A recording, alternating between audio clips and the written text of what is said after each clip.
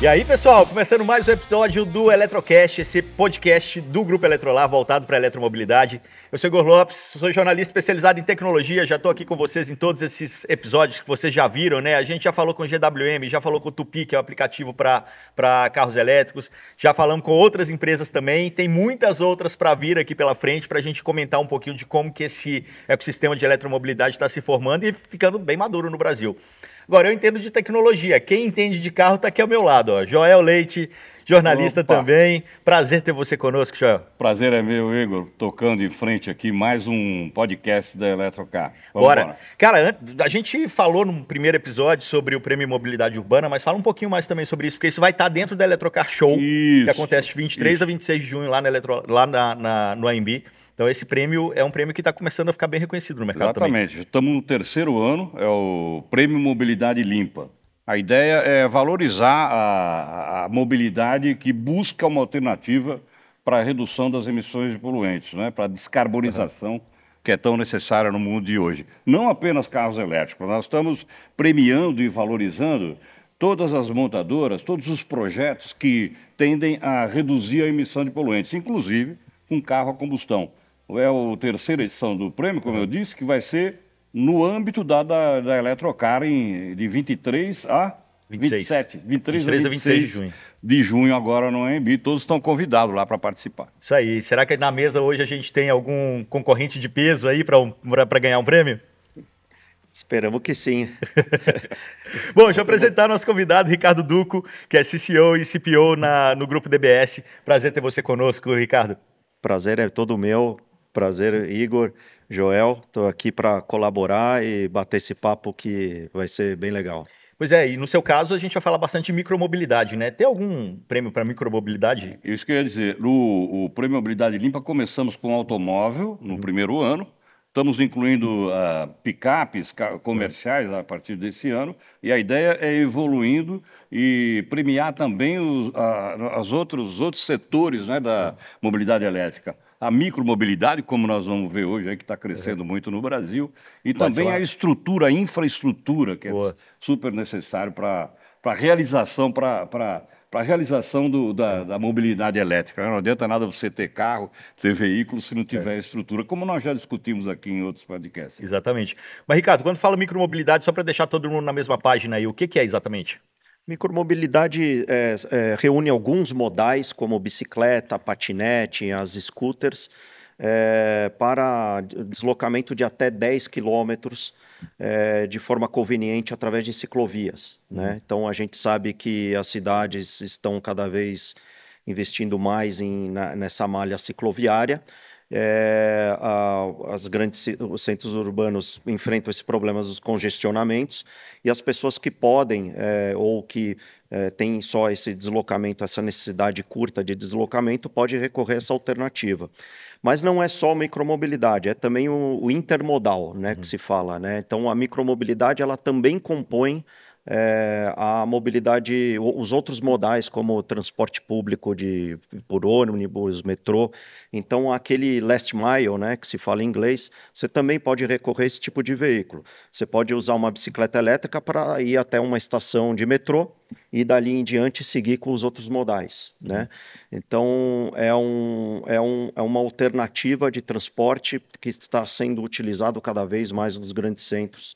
Ricardo, o conceito, então, é o veículo que pode rodar nas ciclovias. Que veículos são esses? Pois são alternativas, são modais mais compactos. A gente teve um marco no setor, que foi a resolução do CONTRAN 996 de junho de 2023, portanto, ainda bastante recente, que classificou claramente as características desses modais que são permitidos circular em ciclovia. Então você tem os patinetes elétricos, você tem as bicicletas elétricas, que por conceito a bicicleta elétrica não pode ter acelerador, ela tem que ser por pedal assistido. E aí você tem os autopropelidos, que é um termo novo que surgiu a partir dessa resolução, que são as scooters mais compactas, ela tem um limite de 130 centímetros entre eixos. Então, qualquer veículo mais comprido do que isso não pode circular em ciclovia, e aí tem que ir para a rua. E estando rodando na rua, teria que ser emplacado. Uhum. Então, voltando para a ciclovia, esses que estão dentro desses limites, eles não necessitam habilitação, emplacamento, você tem toda essa facilidade e se torna uma alternativa de transporte muito mais acessível, né?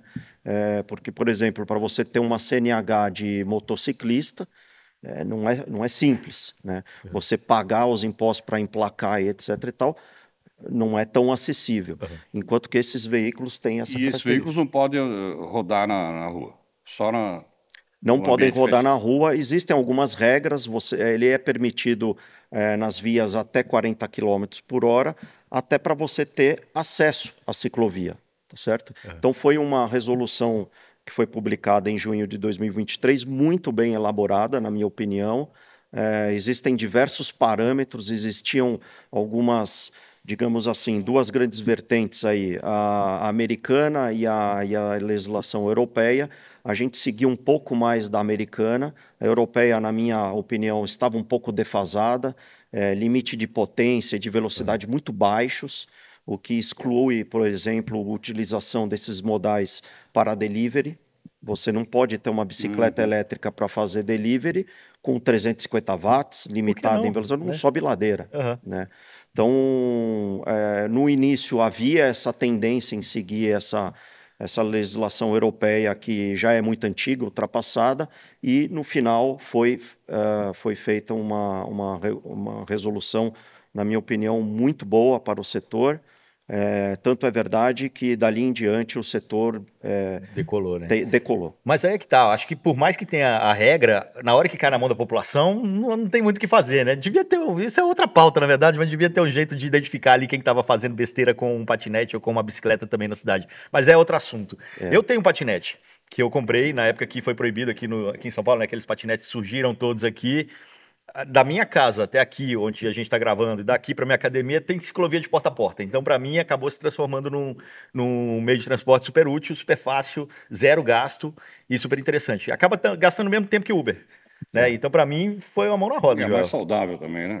Né? A bicicleta seria mais, né? Porque você pedalava. No patinete elétrico, eu tô ali Agora, só. vamos combinar que autopropelido é um nome feio, hein? Vamos chamar de mini scooter, né? Boa. Vou inventar um nome. Isso, o pessoal estranhou. Pouca gente sabe, mas é o termo que hoje mais se usa aí no mercado. O pessoal, o consumidor, ele já está começando a entender o que é e está chegando nas lojas perguntando: esse é um autopropelido? Usando esse termo. Usando esse termo. Agora, vocês também cresceram bastante, né? Você falou que junho, essa resolução foi do ano passado. Vocês cresceram quatro vezes no ano passado. Sim. Né? O Grupo DBS, a gente tem 20 anos já atuando nesse setor de micromobilidade. Foi a primeira marca, a nossa marca Drop, foi a primeira marca de patinete elétrico do Brasil em 2009. Né? 10 anos depois, em 2019, a gente inaugurou a planta na Zona Franca de Manaus, onde a gente produz os nossos produtos, mas também os de outras marcas. Então, esse crescimento bastante acelerado recente vem também da produção das outras marcas do setor, que agora tem uma alternativa para poder ser competitivo produzindo lá na Zona Franca. Vocês produzem para que marcas, por exemplo? São diversas marcas do setor de micromobilidade. Nós estamos produzindo para Leve, para Bi, Wehawk, enfim, muitas já começando agora também, entrando esse ano. Tudo na área de micromobilidade. Também em motocicletas. Esse ano vamos inaugurar a produção de motocombustão de alta cilindrada, um projeto da Moto Morini, uma marca super tradicional italiana, quase 100 anos de mercado.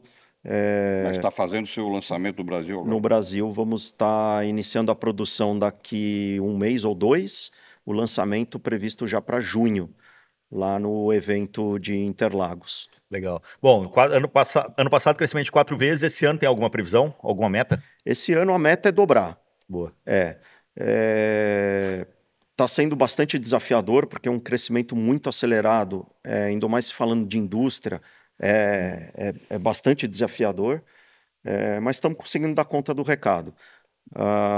O mercado são dois mercados muito diferentes, né? Micromobilidade e veículo, duas rodas, motocicleta, são dois mercados bem diferentes e os dois estão crescendo muito rápido, né? A motocicleta, por exemplo, a gente viu que já novamente, pelo terceiro ano seguido, já está vendendo mais do que automóvel, né? Então, são dois setores que estão uma expansão muito grande. E a produção via Zona Franca de Manaus, ela é para esse setor, ela é quase que mandatória. Por quê? Por questão de competitividade, né? Os impostos de importação eles são muito altos no setor de veículos. Superam a 100%. Chega a 110%, 120%, todos os impostos de importação. E pela Zona Franca isso cai para 30%. Aproximadamente. Então, você já começa com uma redução muito grande. É claro que depois tem os custos de produção, de distribuição de lá da Zona Franca, a logística, ela não é barata vindo de lá, mas a partir de um determinado volume é mandatório, né? Tanto é que todas as marcas do setor de duas rodas estão produzindo na Zona Franca, sem nenhuma exceção. Ricardo, você falando da micromobilidade, do crescimento expressivo, né, que tem tido o setor nesses últimos anos, me vem à cabeça o seguinte: eu sei que os legisladores da Europa, Estados Unidos, no Japão, eles estão preocupados com o crescimento expressivo da mobilidade elétrica em carros grandes, em SUVs de alta potência, onde o investimento em baterias, né, a estrutura é muito grande, em metais nobres. E aí a tendência que eu estou observando no mundo é um incentivo dos órgãos governamentais para exatamente para a mobilidade elétrica de pequeno porte, né? Os micros, não só micro como você trabalha, mas também as motocicletas e os carros elétricos também de entrada. Sim. Você acha que isso é uma tendência não só para a micromobilidade, mas também para o automóvel? Quer dizer, o crescimento maior na base do mercado e não o carro de luxo? Sim. São as categorias de leves e levíssimos, né? Olha, a questão da tecnologia é uma questão que ela está evoluindo muito rápido, né? Especialmente em bateria, né? Então, a realidade de ontem já não é a de hoje e certamente não será a de amanhã. Muita gente aposta numa tecnologia A, outra na B, então isso é um futuro um pouco incerto, né? E diante dessas incertezas, tem a questão da infraestrutura, que é um desafio muito grande, né? Você conseguir alimentar todas essas baterias. Então faz todo sentido você priorizar os levíssimos, né? E não só por essa questão. Eu acho que os grandes centros urbanos estão congestionadíssimos, né?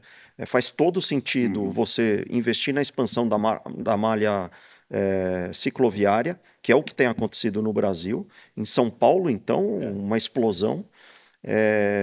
E é muito mais conveniente, claro. Você não vai fazer um deslocamento talvez de 30 quilômetros, embora você possa fazer isso através do intermodal. Você pode pegar um patinete elétrico, ir até a estação de metrô, dobrar, entrar com ele no metrô e seguir viagem. Tem vagão que tem espaço para bicicleta mesmo, inteiro, né? Exato. Eu acho que isso tem que ser incentivado, né? Mas também para a micromobilidade, como você mesmo disse, Igor. Você é um usuário porque você tem você não tem a necessidade de grandes deslocamentos. Então, não faz sentido fazer isso de carro. Exatamente. Falando um pouquinho de produção, assim, a gente sabe que o produto é sustentável, mas na produção, como que vocês olham para a sustentabilidade? A produção tem... hoje no Brasil a gente ainda é uma montadora. Nós não somos fabricantes de todas as peças.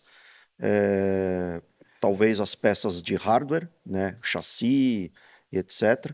Porém as peças eletrônicas e principalmente as baterias, que hoje se discute muito se é poluente produzir bateria ou não é, por isso se discute muito mudar a tecnologia ou não, essa produção ainda não é feita em grande massa aqui no Brasil. Mas vocês buscam fornecedores que têm características mais...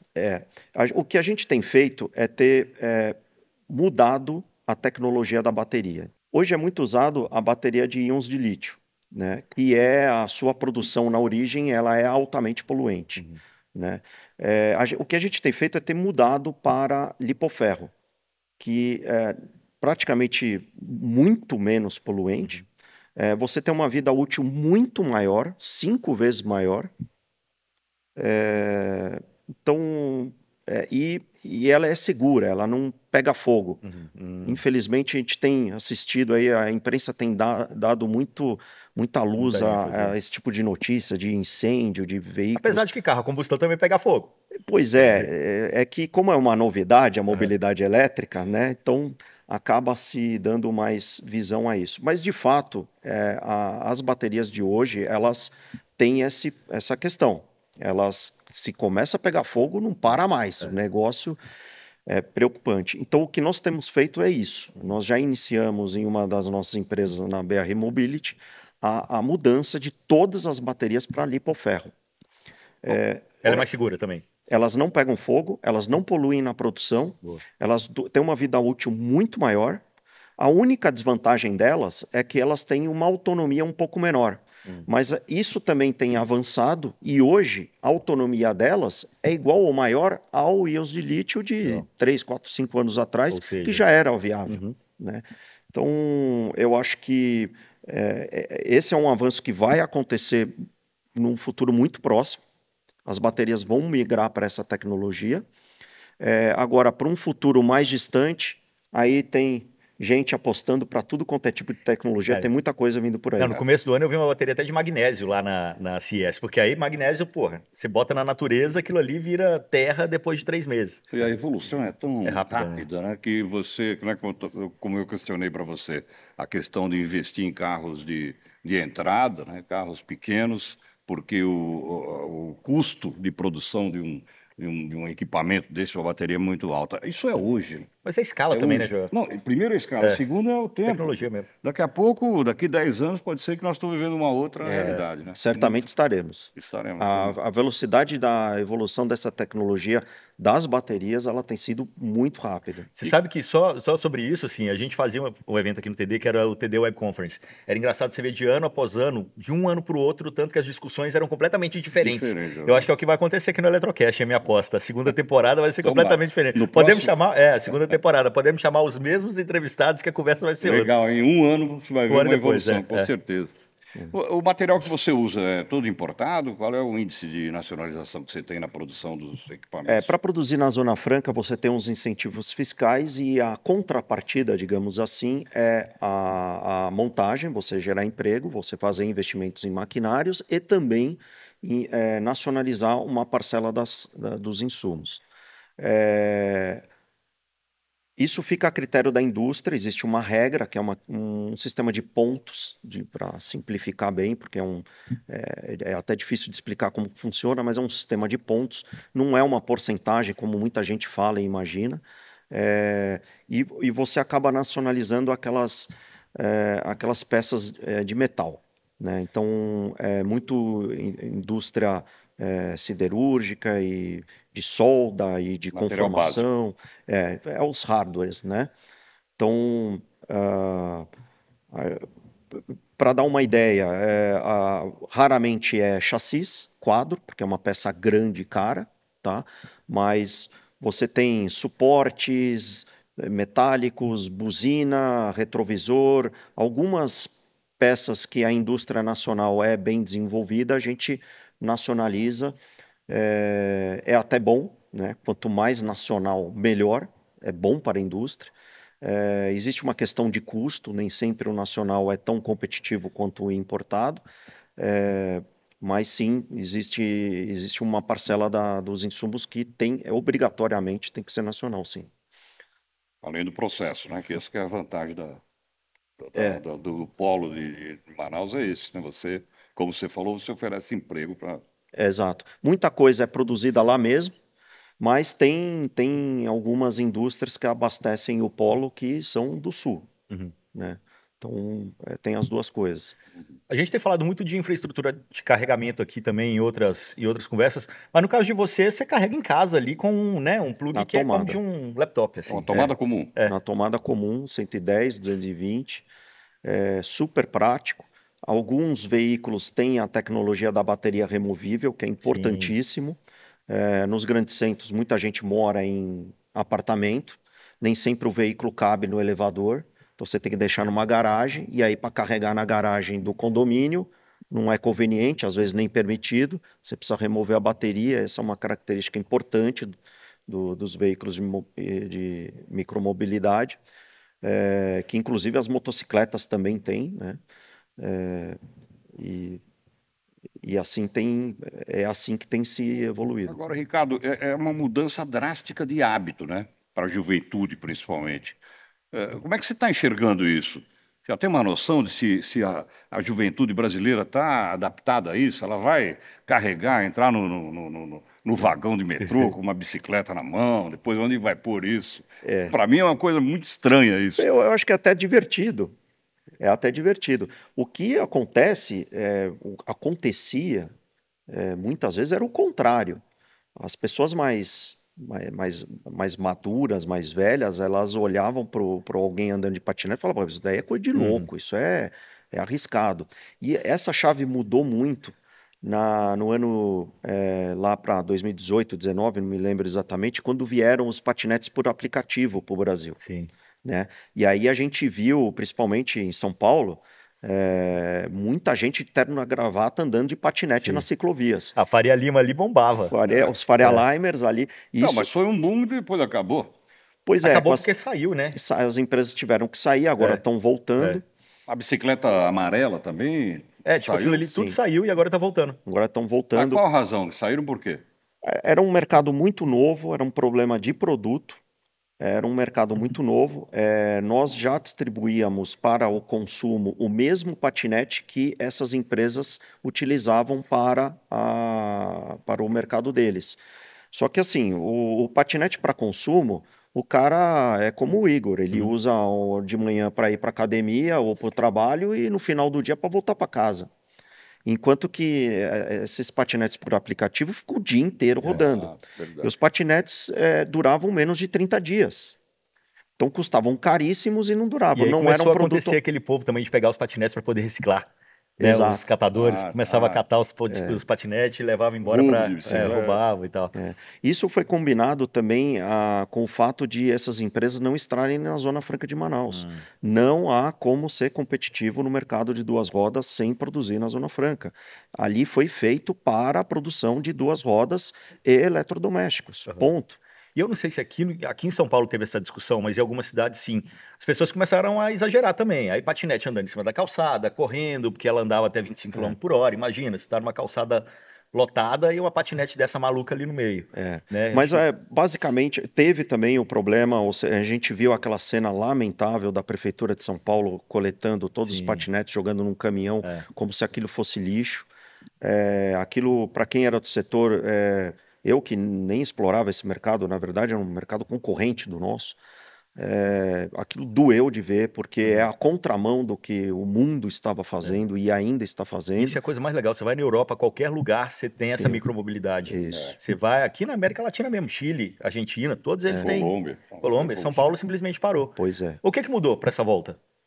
O produto agora ele é um produto adequado, ele é um patinete muito mais robusto, ele foi construído para esse uso, ele não tem absolutamente nada a ver com aquele patinete daquela época, e mesmo com os patinetes atuais que são vendidos para consumidor, para consumo, ele é um tanque, o negócio é pesado, grande, robusto, ele é indestrutível.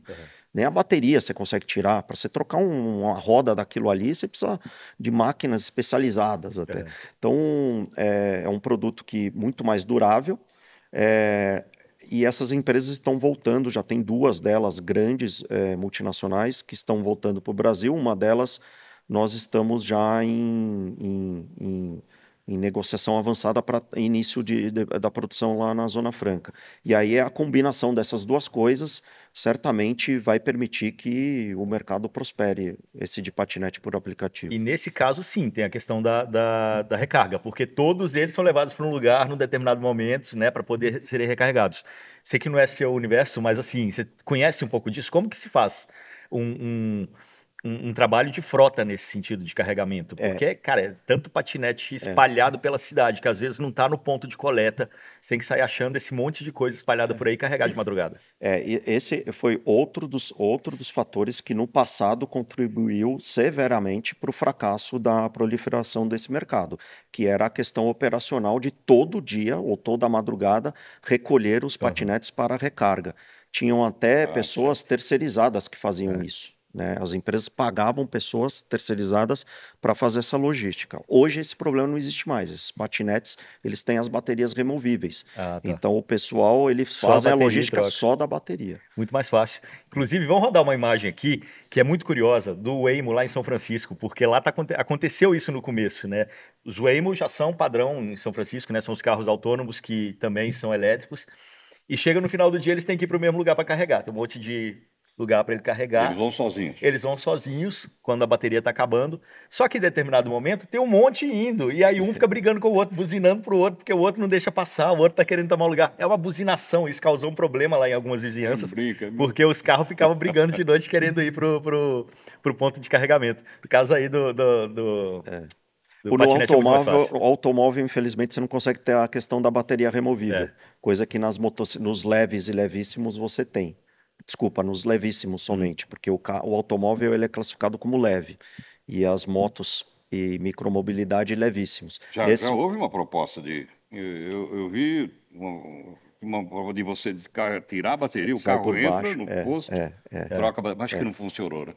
Há muito por tempo enquanto. que eu vi. Eu acho que tem a questão da escala, né? A gente nunca sabe. Eu acho que as inovações estão vindo, são muitas. É uma operação diferente de você pegar uma bateriazinha de um... Claro. É algo que, às vezes, muita tecnologia ela é viável numa escala grande, né? Então, às vezes fica ali na gaveta esperando o momento certo de retomar, né? Mas eu acho que um dia... É uma alternativa, né? É uma alternativa, sim. Eu acho que como você está falando, tá tudo tão rápido. Se a gente pega a Fórmula E, por exemplo, hoje tem o carro que passa em determinado lugar, ele recarrega 25% da bateria, em segundos, andando. É claro que ali você está trabalhando no ambiente de teste, né? Assim, de teste não, de ponta que... altíssima tecnologia, mas é uma tendência. É um caminho, Agora já temos automóveis de grandes montadoras circulando com a tecnologia de hidrogênio, também, né?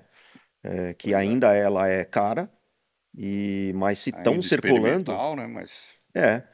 Mas se já está circulando é porque acredito eu que em grande escala ele é viável, senão as montadoras não colocariam para rodar, acredito eu, pelo menos não nesse momento. Exportação, faz sentido para vocês? Total. Nós temos um dos nossos clientes que já está nos solicitando isso. A gente produz alguns artigos esportivos para a Decathlon, que é uma multinacional francesa, muitos conhecem, é a maior varejista de artigos esportivos do mundo. A gente produz muitos desses artigos para eles lá na Zona Franca, e eles querem também que a Zona Franca virou um polo de indústria da multinacional. Eles têm vários no mundo, China... Portugal, enfim, tem alguns, e ano passado a Zona Franca virou um dos polos de produção para eles, internamente. E daqui a ideia é, a partir do ano que vem, virar um hub de distribuição para a América Latina. Legal. Então nós estamos inseridos nesse projeto. Os produtos para são elétricos?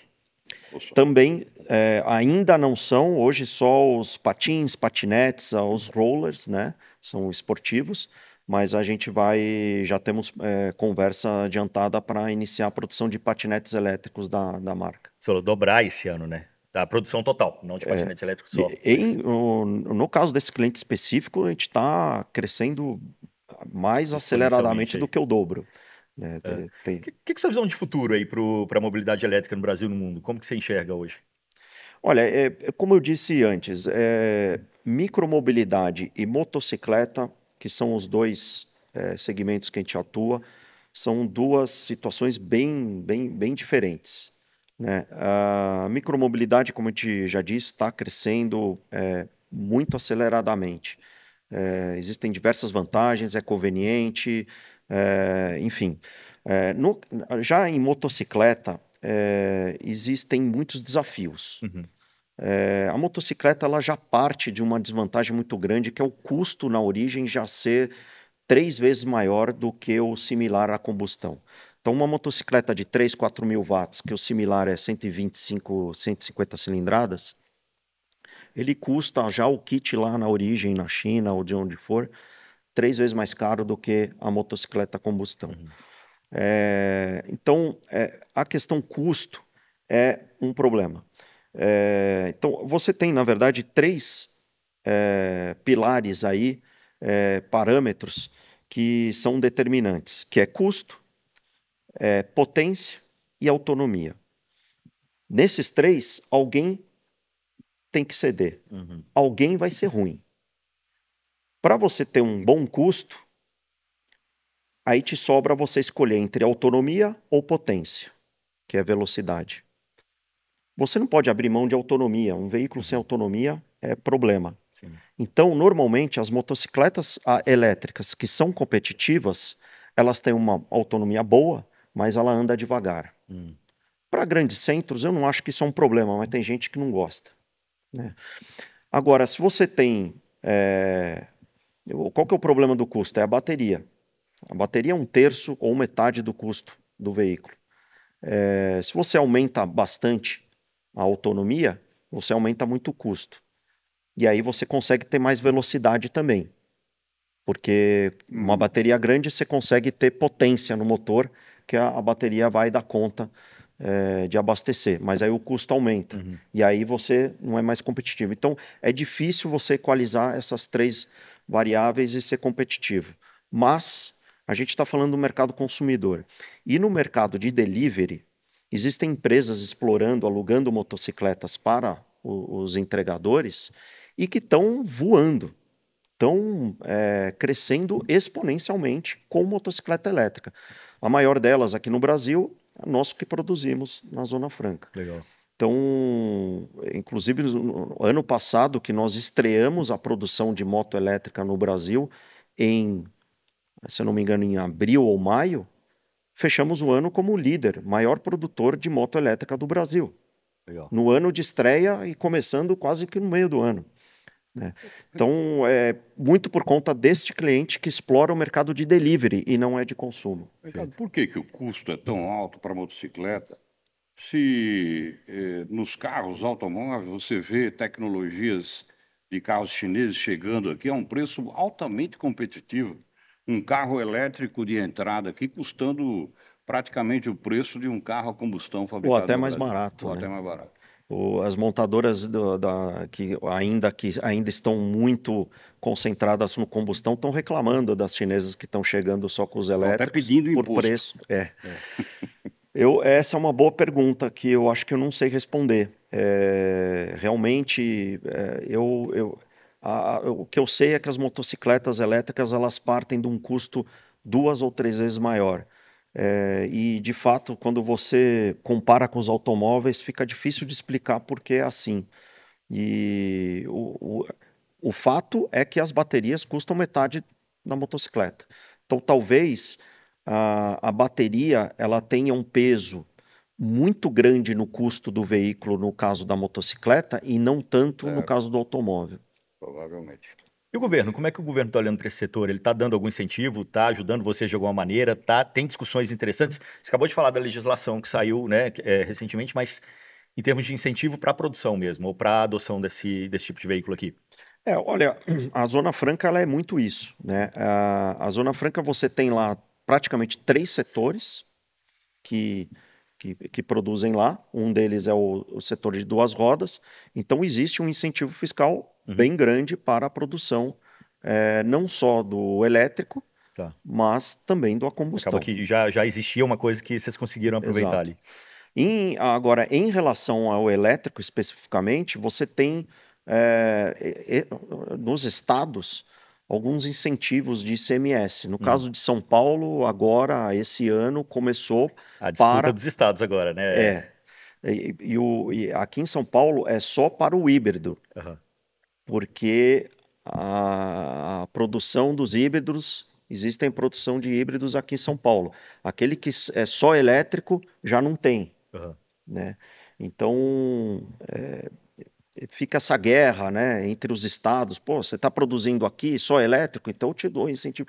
E aí perde um pouco o sentido, né? É uma questão, é uma guerra mais comercial de quem vai ter a montadora no seu estado ou não. Mas o federal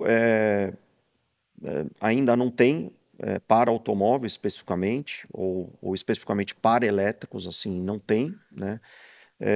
Eu acho que está sendo postergado isso, esperando que as grandes montadoras façam a sua transição para que possa, para não ter um impacto naquelas todas que estão instaladas aqui, né? Como eu falei, assim, eu sou do mundo da tecnologia, né? Ontem mesmo eu estava conversando com uma empresa, grande data center, que está construindo um data center, um dos maiores do mundo, um dos 10 maiores do mundo agora na região do Rio Grande do Sul, porque aqui você consegue ainda ter alguma demanda de energia, alguma energia sobrando, entre aspas, Sim. principalmente pela planta super limpa, para produzir esse tipo de coisa. É uma empresa que é norte-americana e lá eles falaram que para conseguir construir um data center desse tamanho que eles vão construir aqui, eles têm que esperar 10 anos para conseguir ter a disponibilidade energética para ser aprovado um projeto como esse.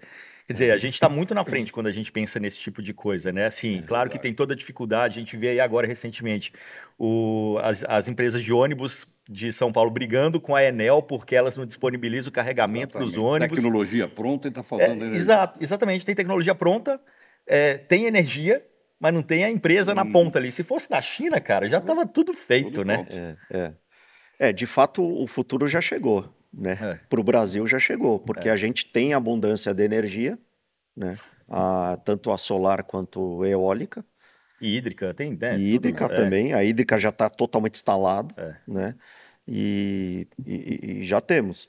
Agora agora é a próxima fase de infraestrutura e dali em diante eu acredito que todos os data centers do mundo vão estar aqui, porque realmente é um consumo de energia absurdo que ninguém tem nessa abundância que a gente tem, aqui. Tá sabendo agora de energia eólica offshore. Eles montam as coisas de vento, as pás, 30 quilômetros para frente do mar, que aí o vento é muito mais forte. E aí a geração de energia é muito maior também, sem impactar as pessoas que moram perto. Isso agora está virando uma tendência também no Nordeste O agora. impacto é violento também. Esse outro lado. Essa agora é a nova pauta, Tudo né? pensa. Só se fala nisso hoje em dia, inteligência artificial e mobilidade elétrica, matriz energética, a mudança, transição para elétrica, e é o mercado ao qual a gente está inserido, né? Então é muito gostoso falar sobre isso, né? É a pauta do momento. E realmente tem muita coisa acontecendo, né? E é como eu falei, se ano que vem você voltar, a conversa vai ser outra, com certeza. Né, Joel? Vamos voltar. Isso aí. Tem mais algum ponto que vocês gostariam de tratar? Algo que passou batido na nossa conversa, que vocês acham que vale a pena?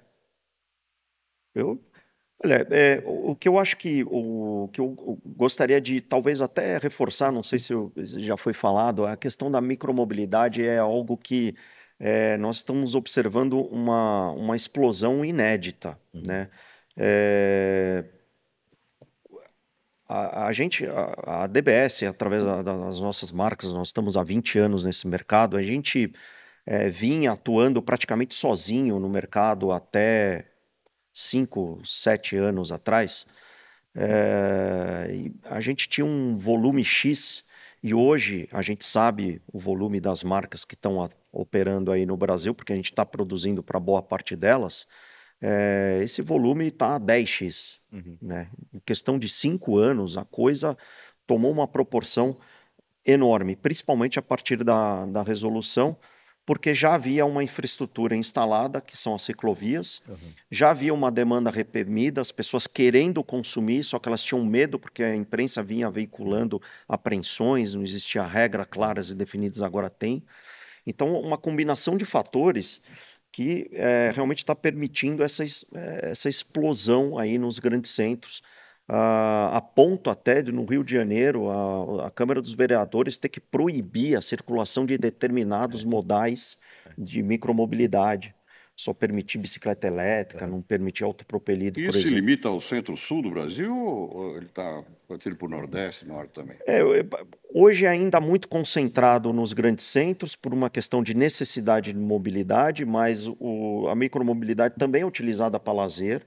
Então você aqui, por exemplo, interior de São Paulo, vende-se muito micromobilidade, muito. E não é para mobilidade, é para lazer. O pessoal quer ter lá no condomínio para passear, para brincar, porque é realmente gostoso. Então é uma forma de você se deslocar na cidade e ser prazeroso ainda por cima. Você evitar trânsito, ser conveniente, ser econômico e ainda se divertir. É gostoso, né? Não tem sábado que eu pego meu patinete, eu saio de casa, sigo a Avenida Brasil, vou até Ibirapuera, dou umas voltinhas no Ibirapuera, porque tem ciclovia para todo lado. Desço pela ciclovia da Faria Lima, faço a volta, subo pela Rebouças, vou por dentro de Pinheiro, chego na minha casa de novo. Tudo de ciclovia.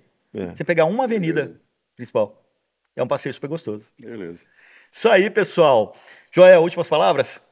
Últimas palavras é parabenizar, né? Esse segmento é tão importante quando a gente fica discutindo essas coisas e vê que o Brasil está andando para frente, não é? Pelo menos nesses aspectos. Porque a questão como você falou, um crescimento expressivo dessa micromobilidade e da mobilidade elétrica, que eu acho que é inevitável isso. Positivo isso. Perfeito. Bom, pessoal, quem quiser continuar essa conversa, quiser se conectar com o Ricardo, a gente está deixando o link do LinkedIn dele aqui junto ao conteúdo também.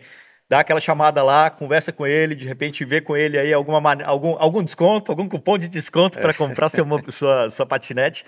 Enfim, tô brincando. Na verdade, se quiser comprar patinete, vai lá no Eletrocar Show, que ele vai estar lá também com o stand, não ele talvez, mas enfim, outras empresas que também estão vendendo esse tipo de produto. A gente está de olho nisso dentro da Eletrocar Show, que de novo acontece de 23 a 26 de junho no AMB, junto da Eletrolar Show, beleza? Bom, pessoal, por hoje a gente fica por aqui. Obrigado, Joel. Obrigado, Ricardo, pela conversa. Foi ótimo. Espero que vocês também tenham gostado. E a gente volta semana que vem. Até!